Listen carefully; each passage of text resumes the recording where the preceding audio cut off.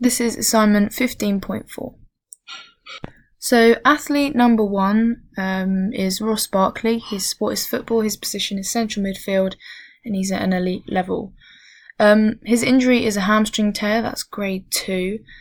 So he was sprinting for the ball and his hamstring muscle was stretched beyond its limits, and therefore he went down in excruciating pain. The estimated recovery time for this athlete was 2 to 6 weeks. So the 4 stages to recovery is acute functional movement, strengthening, and sport-specific training. So the goal of phase 1 is just to reduce inflammation. The goal of phase 2 is to introduce proprioception. The goal of phase 3 is to introduce training using weight and body weight, so strengthening. And then the goal of stage 4 is to start introducing sport-specific skills into training to get the athlete back into those sort of movements. So the goal of phase 1 is just to completely rest up until all the inflammation has been reduced. Otherwise, this could continue the injury, prolong the recovery time, or even make the injury worse. The stage 2, so that's functional movement. The training focus of this is to perform gentle, dynamic and static stretches, which is sort of aiming to improve the range of motion, so sort of working on the flexibility of the muscle, and also introduce passive and active stretching. So passive being with the use of a helper, and active being just a stretch to the individual's own limits. This continues to focus on improving flexibility, so the range of motion, and also stability, so working on balance as well. Phase 3 is using body weights, could potentially use resistant band as well, sort of keeping training to a low intensity. Free weights can also be used, making sure that a high load is used, so that you're continuously increasing the strength of the muscle. And also weighted stretches, so using eccentric loading technique. This could either be a high or a low weight depending on how the athlete feels about it. And then phase number 4, so you can introduce lateral movements, for example side lunges, improving the agility, so working on a change of direction, which is more game based. So obviously a footballer is going to be changing direction all the time, so they're going to need to practice that. Regaining speed and potentially cardiovascular fitness as well, because obviously if they've been out for a long time, this can be done using speed drills as well to gain their speed, and obviously their VO2 max can be increased using VO2 max tests like the multi-stage fitness test, which will increase their cardiovascular endurance. And then also these can be merged together to create more sport-specific scenarios for training. So here in the grid you can see a graph showing the 3 stages of healing. So inflammation is quite short, and then repair sort of overlaps with the beginning, is a bit longer, and then the remodelling stage is the longest of them all and sort of overruns to about here. So in this treatment grid below you can see some listed recovery methods, so soft tissue massage, deep tissue massage, thermotherapy, cryotherapy, taping, acupuncture, flexibility training, proprioception training, and strength training. Now these have been numbered in order of importance, so 0 being least important, 5 being most important. So if we just scroll down, this has been put into a graph. I'm going to explain this here. So in the inflammation stage, I would just be using thermotherapy and cryotherapy as sort of like a hot and cold method, so 10 minutes on for hot, take it off, let it cool down, and then 10 minutes on for cold, just keeping it hot and cold to reduce the swelling throughout the first sort of 2 weeks of recovery. And then I'll also have taping being introduced, so you see taping is blue here, so taping is being used as a sort of support network for the injured muscle. During the repair stage, proprioception is going to be introduced, as you can see here. this brown one there, as well as flexibility training. So flexibility is obviously going to aim to increase the range of motion at the muscle. The range of motion is going to start smaller and get increasingly bigger as recovery goes on. Cryotherapy and thermotherapy is going to be used less, but still going to be used a little bit, just because the swelling would have near enough sort of gone away by this point.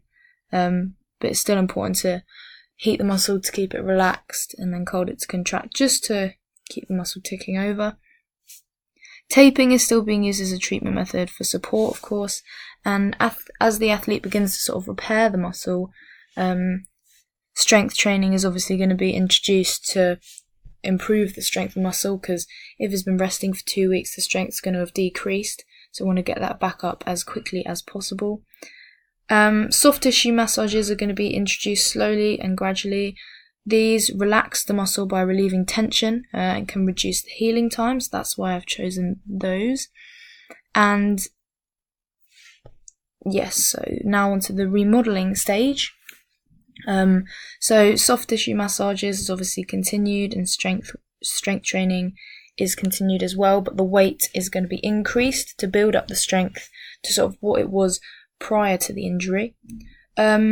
As you can see here, the green, acupuncture is increased as regular as possible. So regular intervals, the athlete is gonna experience acupuncture.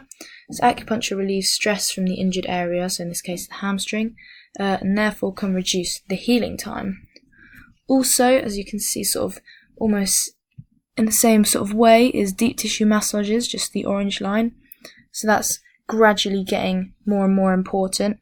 This is because deep tissue massages focus on the deepest layer of muscle tissue and can break down the scar tissue. So, for example, it's going to break down the scar tissue in the hamstring, and therefore new muscle can be formed. So after that, I'm going to get the athlete so I've set some goals for the athlete, a couple short-term and then some medium-term, and then one big long-term goal.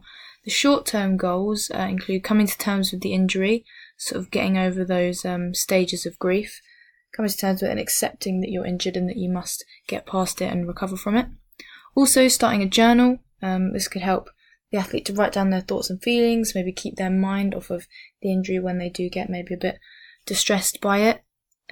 Performing certain stretches every morning and night that I'll go over in a minute, but just to keep the muscle moving and strengthen up a little bit. Also to attend 2 gym sessions a week with the first team, whether that's attending the gym and just doing light training or maybe some rehabilitation stretches with weights. It's just getting back into the flow of being with the team. Also, he can make a motivational playlist to maintain his positive mindset, especially this could work in the gym just to keep himself motivated to want to get back into the game. And then also to attend 4 gym sessions, so that's increasing the amount of gym time that he's going to get with the first team per week. The medium-term goals are sort of aiming at getting back into full-time gym and training, so this is 5 days a week, whether that's just gym or whether that's going to training sort of to either just watch and support the team or maybe get involved, making sure he's being careful with his injury. Another medium-term goal is playing a full competitive game with the reserves team. So that's getting back into full competitive football, but it's just not quite the level he was at before. Another goal for medium-term is to come on as a substitution for the first team, playing sort of the last 20 minutes. So not playing too much, not putting too much physical demands on his hamstring, but just getting back into the game. And then the last medium-term goal is starting a first-team game, but only playing sort of 60 minutes-ish, just to, same as sort of the previous goal, just to get himself back into the game. And then the big long-term goal for the footballer is to sort of get back into that starting lineup for the first team, so for Chelsea, and play the full 90 minutes of the game like he was doing before. And after this, the athlete is going to sort of aim to stay involved in regular football every week, not necessarily starting and playing 90 minutes every week, but sort of keeping up with that regular football with the rest of the team. So as you can see on this page here, we've got the functional movement phase of recovery. we've just got 4 sort of stretches for the hamstring. So the first one is the supine hamstring stretch, which is just this stretch over here. So one progression is that they could use a resistance band. As you can see, the woman on the slide here has started doing that. It's just to sort of force the stretch even further, place that resistance against it just to keep it ticking over. Another further progression is to potentially get a trainer to stand and force the leg to stretch as far as possible. So just push that foot towards the face there, placing more resistance against it, which is obviously going to stretch the muscle further, improving that range of motion. A regression is that the stretch could be held against the wall. So this foot that is being held up, it could be held just to support itself against a wall if too much pressure is being placed against it when the athlete is trying to stretch it over towards the head. And then a further regression is to hold the stretch for just a very short period of time. So sort of get the leg up as far as you can go and then bring it back down. So not really holding the stretch very long. The next stretch is bridge with legs on a box. So as you can see here, this is the stretch, but the feet are on the floor. So this is the ultimate regression with no box and both legs here. So just sort of thrusting upwards. Another regression is that the bridge can be done with just the single legs. So have one leg stretched out and then the injured leg planted on the floor and just thrust forwards. Obviously the main exercise is with the legs on the box. The bridge could be done on a Swiss ball, so have your feet on a Swiss ball or a wobble board potentially. And then the furthest regression is doing that stretch on a Swiss ball or wobble board, but with just the single legs. The next stretch is flexion hangs. So it's just this one here laying on the table. But the individual will basically stretch their legs. So as you can see with this second leg here, they'll bring it up as far as they can and bring it back down. Their legs should be sort of hanging off the table, but it's okay either way.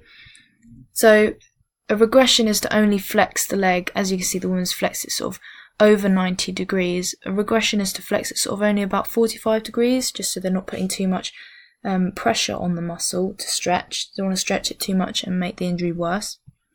A further regression is to get support from a trainer. So the trainer will simply flex it for you, support you as far as you can go, not pushing it any further than you think you should be able to go.